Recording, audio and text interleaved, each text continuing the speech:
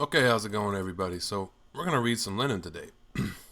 This is How the Spark Was Nearly Extinguished. Spark is in quotation marks. By V.I. Lenin. This was written in the beginning of September 1900. It was first published in 1924 in Lenin Miscellany number 1, published according to the manuscript. So let's go ahead and get into this. So this is this is written in 1900. Okay. I first went to Zurich. I arrived alone without having seen Arseniev, Potrezov. P.B. Axelrod met me in Zurich with open arms, and I spent 2 days in a heart-to-heart talk with him. The conversation was as between friends who had not seen each other for a long time. We spoke about anything and everything, in no particular order, not at all in the manner of a business discussion. Indeed, in regard to practical matters, there is not much that Axelrod mitsprechen kann, but it was quite evident that he gravitated towards G.V. Plekhanov from the manner in which he insisted on setting up the printing press for the magazine in Geneva. Generally speaking, Axelrod was very flattering, excuse the expression. He said that our enterprise meant everything to them, that it meant their revival, and that we would now be able to counteract Plekhanov's extremism. I took particular note of the last remark, and the entire subsequent history has proved that those were words of especial significance. Try to say special significance. I went to Geneva. Arseniev warned me to be particularly cautious with Plekhanov, who was terribly wrought up over the split, and very suspicious. My conversation with him did indeed show that he really was suspicious, distrustful, and rechthaberisch. Sometimes Lenin speaks in German, and I'm not sure what exactly all the words are, but, it's just kind of a thing that Lenin does. He'll just randomly speak in German. I think he does it more when he's talking about German issues, To the nec plus ultra. I tried to observe caution and avoided all sore points, but the constant restraint that I had to place on myself could not but greatly affect my mood.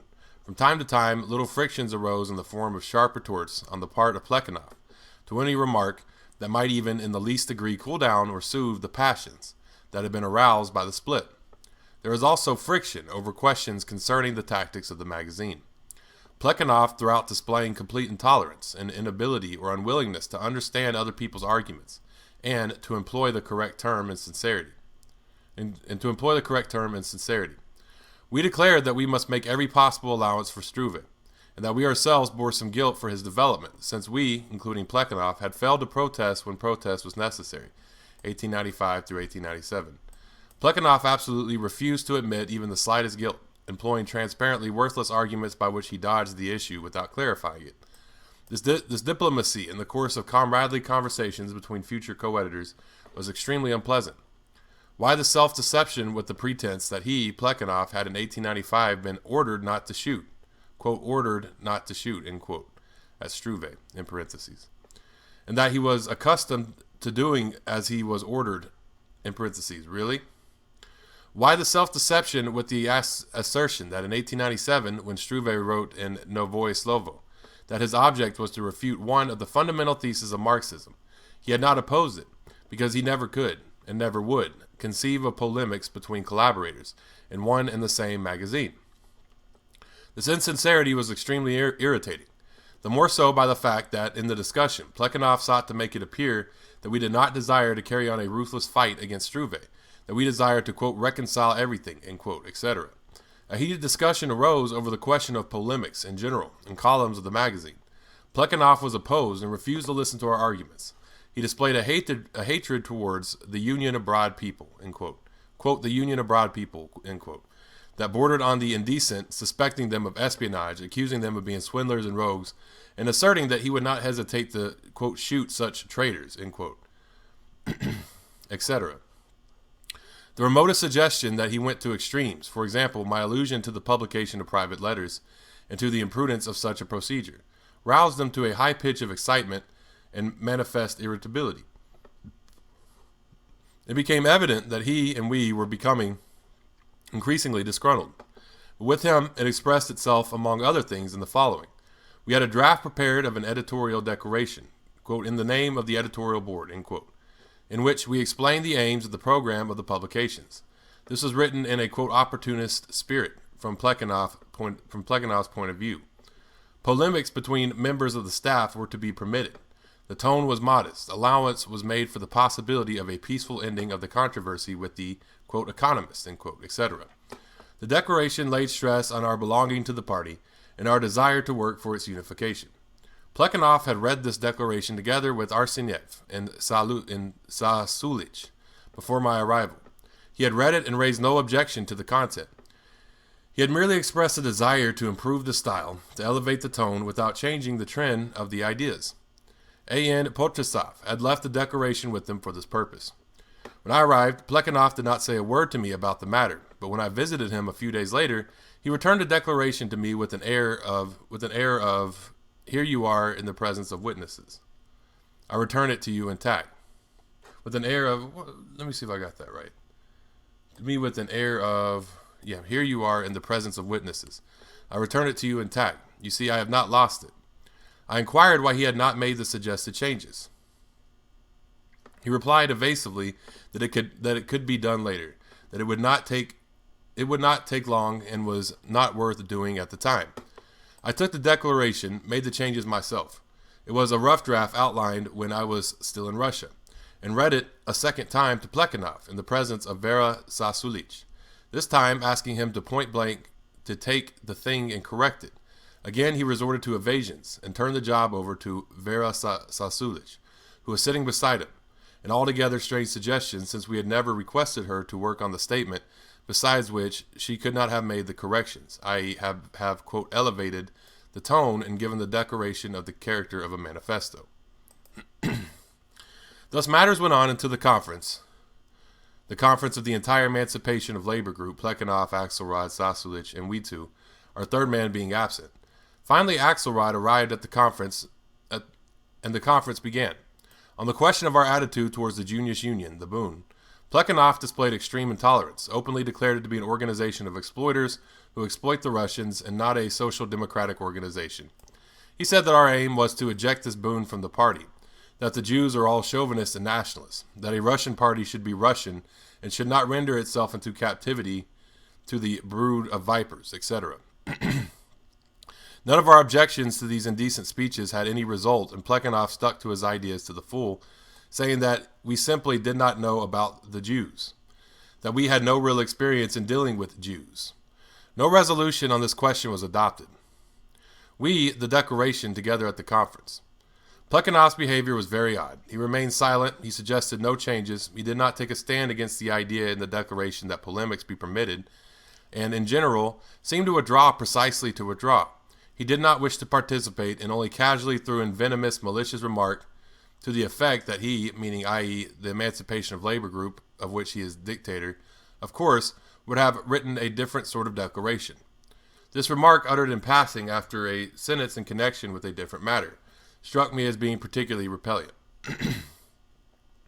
A conference of co-editors is in session, and one of them, who has twice asked to submit his own draft or to suggest changes to ours, suggests no emendations, but sarcastically observes that he, of course,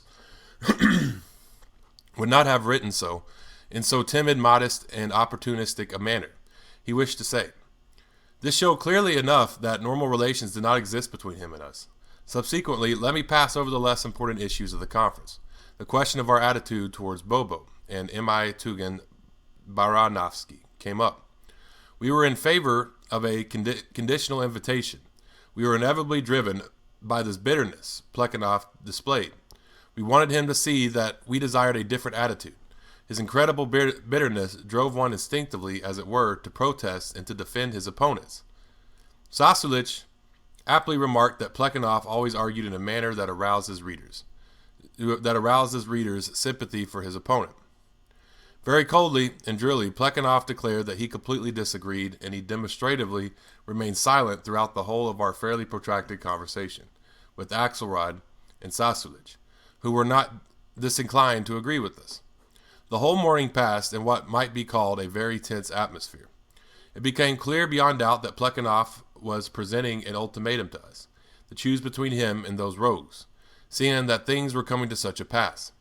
Arsenyev and I agreed to give way, and the very opening of the evening session declared that on the insistence of Plekhanov, we had withdrawn our proposal. This declaration met with silence, as if it were a matter of course that we could do nothing else but give way. This ultimatum atmosphere, as Arsenov later described it, greatly irritated us. Plekhanov's desire to have unlimited power was obvious. A little before that, in private conversation about Bobo, when Plekhanov, Arsenyev, Sasulich, and I were taking an evening walk in the woods, Plekhanov, after a heated discussion, said, laying his hand on my shoulders, quote, "But gentlemen, I am not putting any conditions. We shall discuss all this together at the conference, and together we will decide." I was touched by this at the time, but at the conference, the very opposite happened.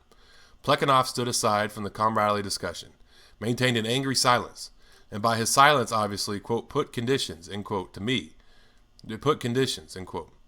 To me, it seemed to be a sharp display of insincerity, although I did not at the moment formulate my impression so clearly. While Arsenyev declared outright, quote, "I will never forgive him this concession." Saturday came. I do not remember exactly what we spoke about that day, but in the evening, when we were all walking together, a fresh conflict flared up.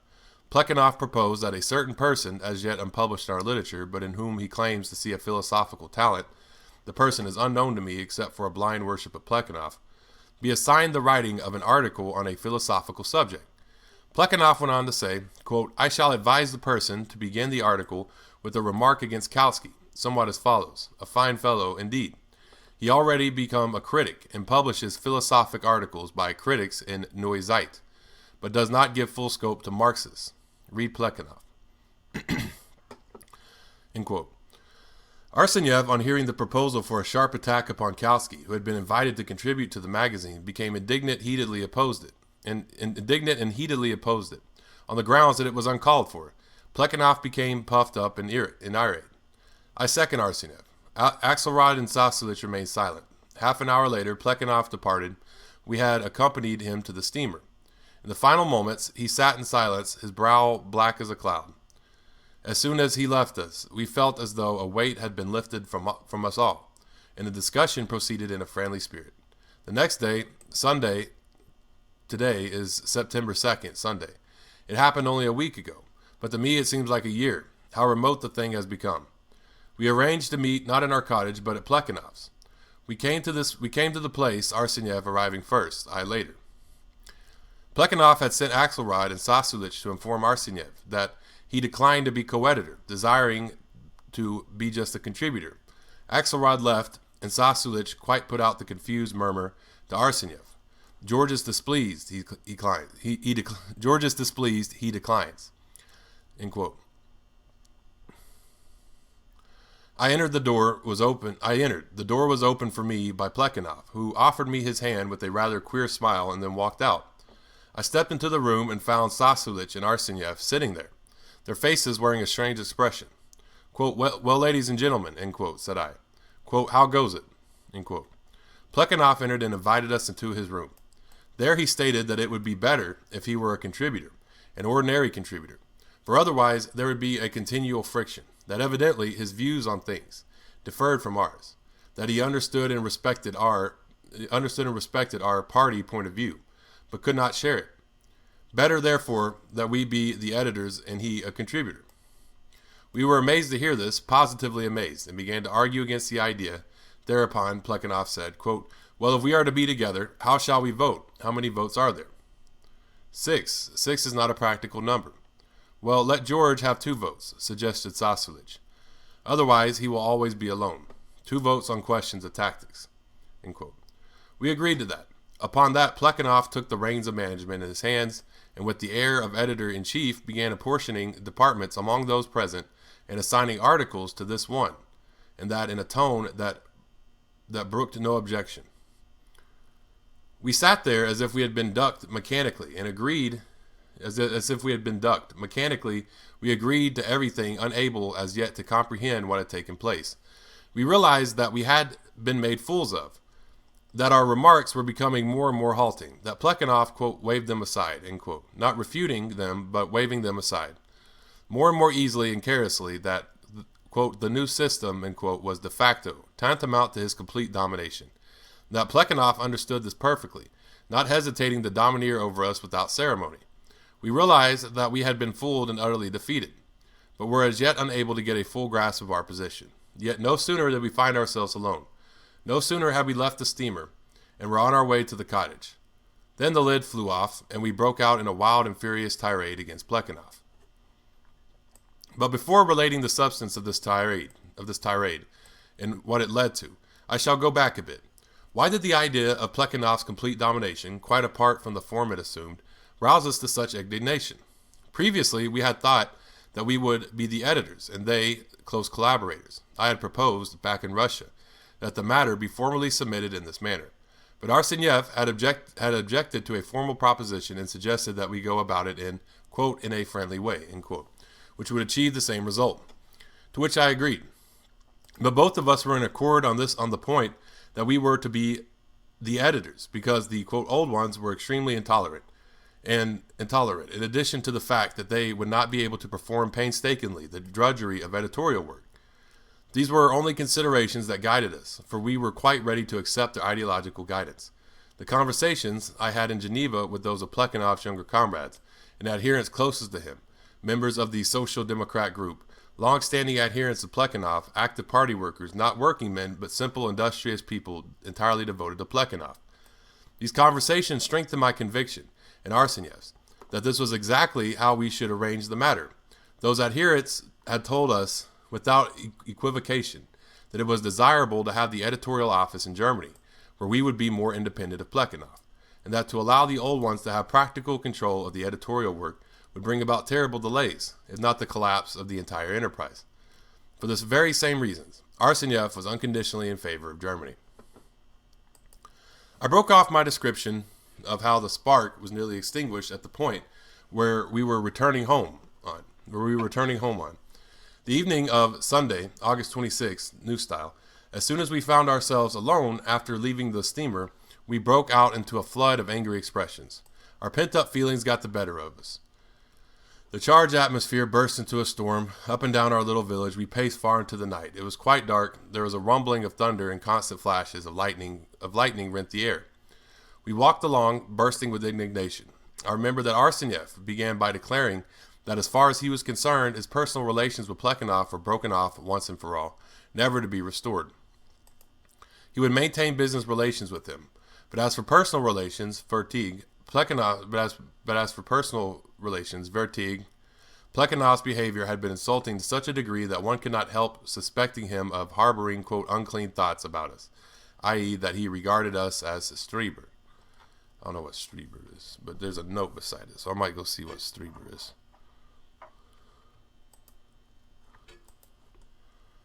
Careerist, okay.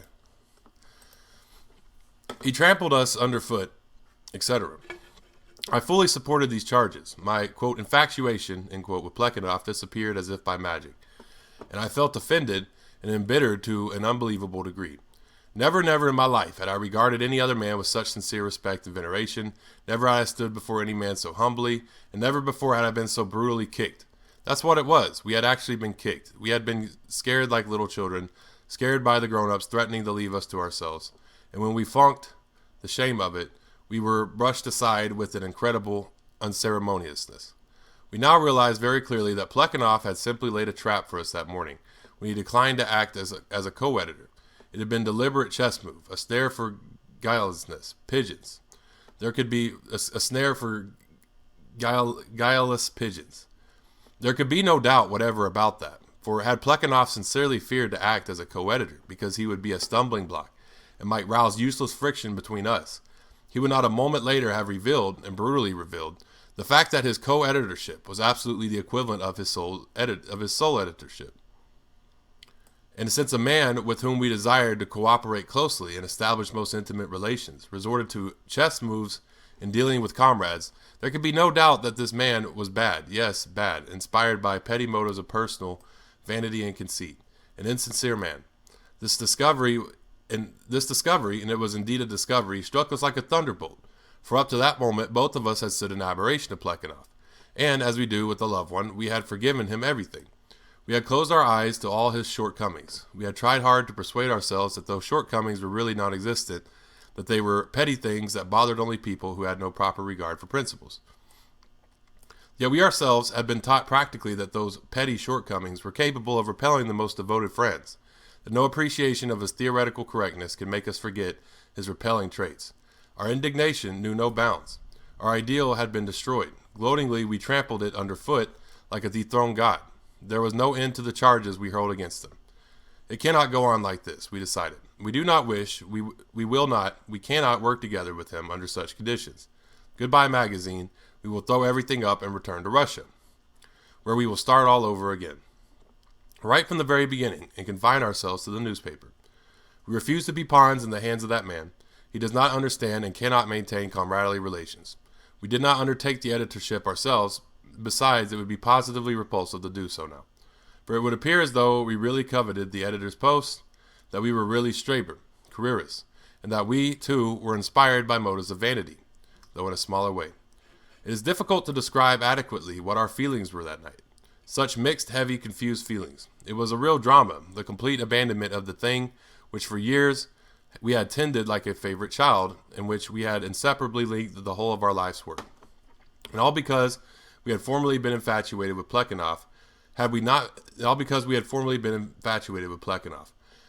been so infatuated, had we regarded him more dispassionately, more level-headedly, had we studied him more objectively, our conduct towards him would have been different, and we would not have suffered such disaster, in the literal sense of the word. We would not have received such a, quote, moral ducking, end quote, as Arsenyev correctly expressed it. We had received the most bitter lesson of our lives, a painfully bitter, painfully brutal lesson. Young comrades, court and elder, comrade out of the great love they bear for him, and suddenly he injects into this love an atmosphere of intrigue, compelling them to feel, not as younger brothers, but as fools, to be led by the nose, as pawns to be moved about at will. And still worse, the clumsy Streber, who must be thoroughly frightened and quashed. An enamored youth receives from the object of this love a bitter lesson, to regard all persons, quote, without sentiment, end quote, to keep a stone in one's sling. Many more words of an equally bitter name did we utter that night. The suddenness of the disaster naturally caused us to magnify it, but in the main of the bitter words we uttered were true. Blinded by our love, we had actually behaved like slaves, and it is humiliating to be a slave. Our sense of having been wronged was magnified by 100-fold, by the fact that he himself had opened our eyes to our humiliation. Finally, we returned to our respective rooms to go to bed, firmly determined to express our indignation to Plekhanov on the following day, to give up the magazine and go away, retain only the newspaper, and publish the material for the magazine in pamphlet form. The cause would not suffer by this. We thought we would avoid having intimate dealings with, quote, that man, end quote. Next morning, I woke up earlier than usual. I was awakened by footsteps on the stairs and the voice of Axelrod, who was knocking at Arsenyev's door. I heard Arsenyev call out in reply and open the door. I heard all this, wondered whether he would have pluck enough to come out with everything immediately. Better to speak out at once, indeed better than to drag the thing out. I washed and dressed and went to Arsenyev's room, where I found him at his toilet. Axelrod was sitting in the armchair, his face wearing a somewhat strained expression. Quote, listen, Comrade X, end quote, said Arsenyev, turning to me. Quote, I have told Axelrod of our decision to go back to Russia, and our conviction that things cannot be run like this, end quote. I fully concurred with this, of course, and supported Arsenyev's statement. We related everything to Axelrod, quite frankly, so much so that Arsenyev even spoke of our suspicion that Plekhanov regarded us as Streber. Axelrod half sympathized with us generally, shook his head sadly, and appeared to be greatly perturbed, confused, put out. But hearing this last remark, he began to protest and to shout that our accusation was unfounded, that Plekhanov had many shortcomings, but not this one, that in this matter it was not who he was unjust to us. It was not he who was unjust to us, but we who were unjust to him. That until then, he had been prepared to say to Plekhanov, quote, see what a mess you have made, now clear it up yourself. I wash my hands of the matter, end quote. But he could no longer say this, seeing that we were also unjust. His assurances made little impression upon us, as may be imagined, and poor Axelrod looked pitiful when he finally realized that we were firm in our decision. We went out together to warn Vera Sasulich. It was to be expected that she would take the news of the break, for it did certainly look like a break, very badly. I fear, Arsenyev said to me from the previous evening, I do seriously fear that she will commit suicide." End quote. I shall never forget the mood in which we three went out that morning. It's like going to a funeral, I thought to myself. And indeed, we walked as in a funeral procession, silent with downcast eyes, oppressed to the extreme by the absurdness, the preposterousness, and the senselessness of our loss, as though a curse has descended upon us. Everything had been proceeding smoothly after so many misfortunes and failures, when suddenly a whirlwind. In the end, the whole thing shattered again. I could hardly bring myself to believe it, as one cannot bring oneself to believe the death of a near one. Could it be I, the fervent worshipper of Plekhanov, who was now filled with bitter thoughts about him, who was walking along with clenched teeth and a devilish chill at the heart, intending to hurl cold and bitter words at him, and almost announce the breaking off of our relations? End quote. Was this but a hideous dream, or was it reality? The impression clung to us, even during our conversation with Sasulich. She did not display any strong emotion, but she was obviously deeply depressed, and she asked us, almost implored us, could we not go back on our decision? Could we not try, perhaps? It was so terrible, after all. Could we not try? Perhaps it was not so terrible after all. It would be possible to set things to right once we were at work. During the work, the repellent features of his character would not be so apparent. It was extremely painful to listen to the sincere pleadings of this woman, weak before Plekhanov, but absolutely sincere and passionately loyal to the cause, who bore the yoke of Plekhanovism with the, quote, heroism of a slave, end quote, Arsenyev's expression. It was indeed so painful that at times I thought I would burst into tears. Words of pity, despair, etc. easily move one to tears at a funeral. We left Axelrod and Sasulich.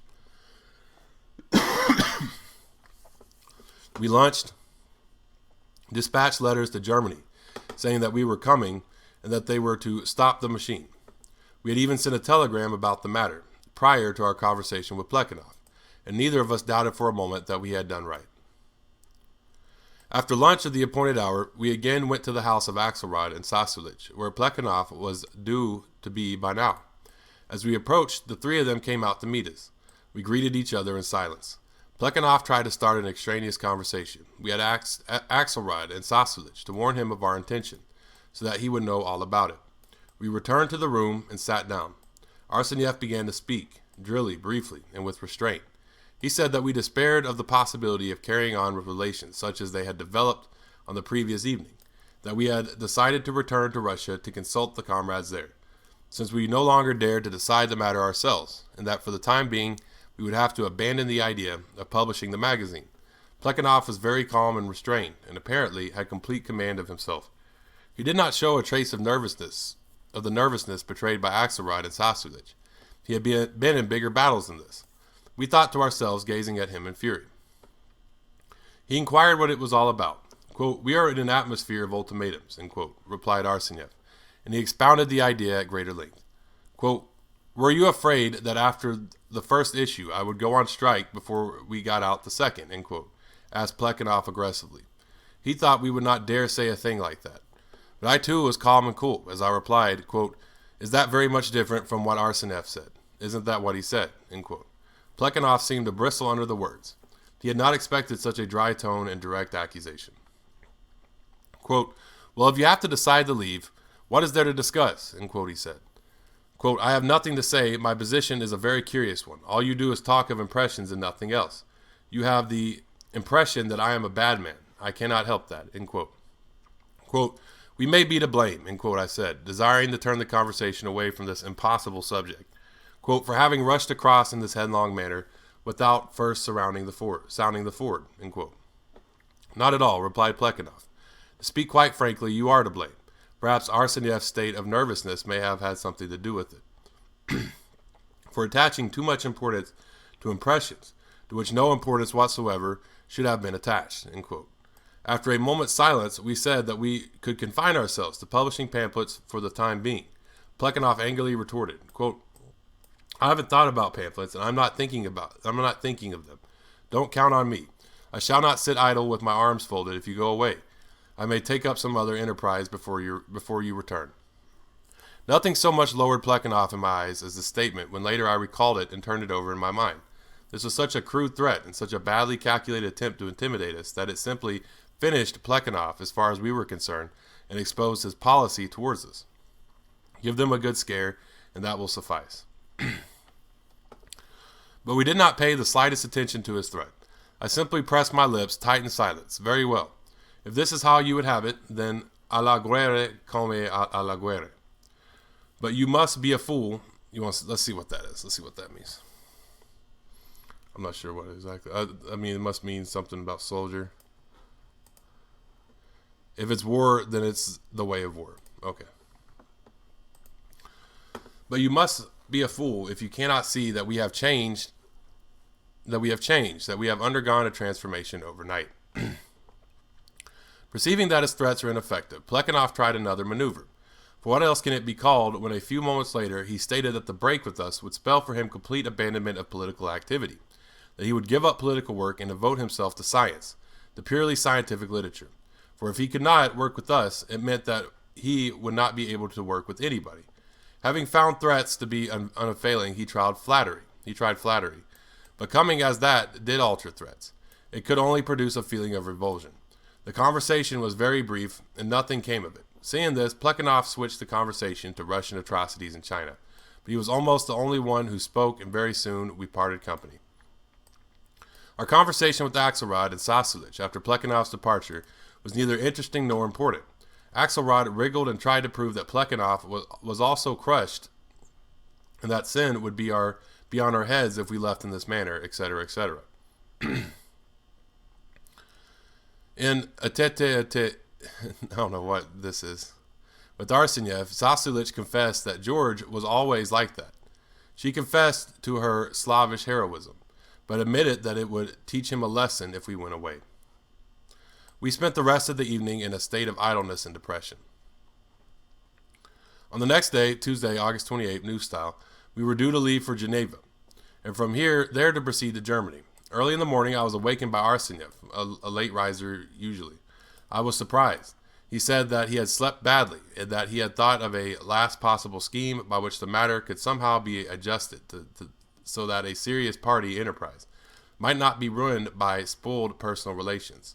We would publish a collection, since we had the material ready and had established contact with the printing house. We would publish this collection under the present undefined editorial relations and see what happened. From this, it would be just as easy to pass on to the publication of a magazine as to the publication of pamphlets. If Plekhanov remained stubborn, then to the devil with him. We would know that we had done all we could, and thus it was decided.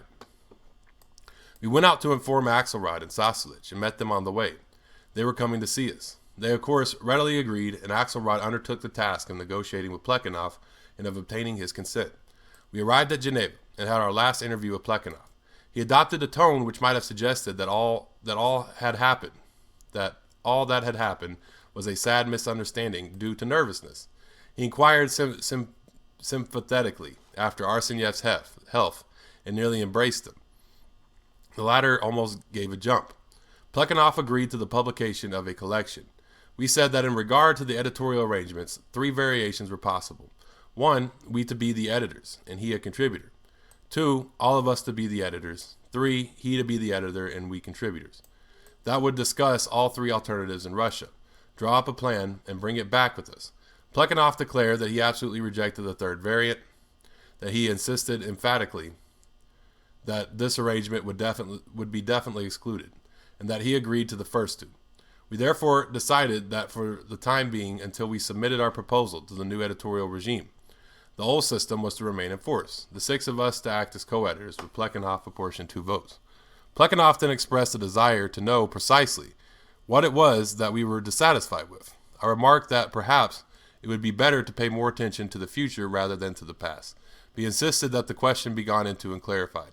A conversation started in which only Plekhanov and I took part, Arsenyev and Axelrod remaining silent. The conversation was carried on rather calmly, even very calmly. Plekhanov said that he had noticed that Arsenyev was irritated by his refusal concerning Struve. I remarked that he, on the contrary, had laid down conditions to us, notwithstanding his statement, previously made during our conversation in the woods, that he would impose no conditions.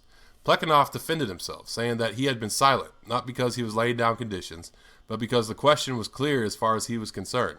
I urged the necessity for permitting polemics, and the necessity for voting among ourselves. Plekhanov agreed to the latter, but added that voting, of course, was permissible on partial questions, but impossible on fundamental questions. I objected by saying that it would not always be easy to distinguish between fundamental and partial questions, and that it was precisely in drawing such distinctions that the co-editors would have to take a vote. Plekhanov was stubborn. He said that this was a matter of conscience, that the distinction between fundamental and partial questions was perfectly clear, and that there would be no occasion for taking a vote. And so we got stuck in this dispute as to whether voting should be permitted among the editors, on the question of defining what were fundamental and what were partial questions. And we could make no progress. Plekhanov displayed all his dexterity, the brilliance of his examples, smiles, jests, and citations, which compelled us to laugh in spite of ourselves. But he evaded the questions without definitely saying no. I became convinced that he positively could not concede the point, that he could not abandon this, that he could not abandon his individualism and his ultimatums, since he would never agree to take a vote on such questions, but would present ultimatums. That evening, I departed without again meeting any of the members of the Emancipation Labor Group. We had agreed among ourselves not to relate what had passed to anyone except our most intimate friends. We decided to keep up appearances and not give our opponents cause for triumph. Outwardly, it was as though nothing had happened. The apparatus must continue to work as it had worked till then. But within a chord had broken, and instead of splendid personal relations, dry business-like relations prevailed, with a constant reckoning according to the principle, si vis pacem, para beam. It will be of interest, however, to mention a conversation I had that same evening with an intimate friend and an adherent of Plekhanov, a member of the Social Democrat group. I mentioned no word to him about what had occurred. I told him that we had arranged to publish a magazine, that the articles had been decided on. It was time to set work. I discussed with him the practical ways of arranging the work. He gave stress to the opinion that the old ones were absolutely incapable of doing editorial work. I discussed with him the, quote, 3 variations, end quote, and asked him directly which in his opinion was the best. Without hesitation, he answered the first. We to be the editors, they to be the contributors. But in all probability, he thought the magazine would be Plekhanov's and the newspaper ours. As the affairs became more and more remote, we began to think of it more calmly, and became convinced that it was entirely unreasonable to give up the enterprise, that we had, for the time being, no ground for fearing to undertake the editorialship of the collection, but that indeed it was necessary for us to undertake it, for there is absolutely no other way of making the apparatus work properly than of preventing the project from being ruined by the disruptive propensities of Plekhanov. By the time we arrived at N on September 4th or 5th, we had drawn up the plan of the formal relations. N is the city of Nuremberg. I was trying to see where is N? City of Nuremberg, which Lenin visited on his way from Geneva to Munich after the conference between the Iskra and the Emancipation of Labor Groups. By the time we arrived at N on September 4th or 5th, we had drawn up the plan of the formal relations between us. I had begun to write en route to the train. That plan made us the editors and then the contributors, with the right to vote on all editorial questions. It was decided to discuss this plan with Igor Martov, and then to submit it to them. Hopes were beginning to rise that the, quote, spark would be rekindled. Okay, yeah, so that is How the Spark Was Nearly Extinguished, written in September of 1900. Yep, yeah, so, well, thank y'all for tuning in. You know, this is, that's V.I. Lenin. This is Marxist Saw. Facebook, Twitter, YouTube, Tumblr, Medium, TikTok, all these Marxist Saw. Hit me up there, follow me. Y'all have a great day, and Dodada Goi.